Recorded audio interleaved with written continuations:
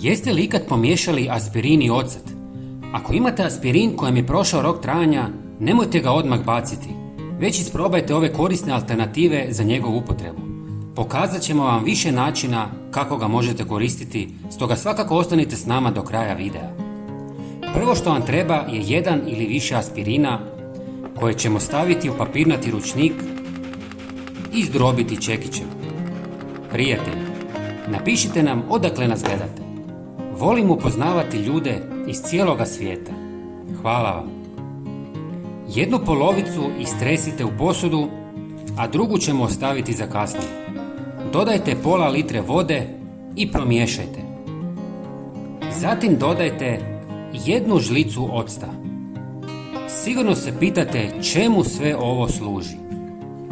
Ova mješavina se koristi za produženje svježine rezanog cvijeća.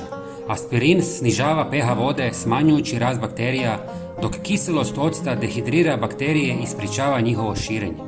Ova kombinacija stvara povoljne uvjete za cvijeće, omogućujući im da se duže zadrže svoju ljepotu. Upotrebom ove metode vijek rezanog cvijeća može se produžiti za nekoliko dana, održavajući ga svježim i atraktivnim. Drugu polovicu istresite u posudu i dodajte 1 do 2 žlice šampona i dobro promiješajte. Aspirin je dobar dodatak šamponu za kosu jer sadrži salicilnu kiselinu koja ima protuupalna i eksfolirajuća svojstva. Pomaže ukloniti mrtve stanice s kože stjemena, smanjujući perut i svrbež. Također, smiruje nadraženo vlasište, svrbež i poboljšava cirkulaciju, čime poboljšava rast i obnovu kose. Ovo mogu koristiti i muškarci i žene. Nanesite smjesu na mokru kosu i umasirajte ju vlasište kružnim pokretima.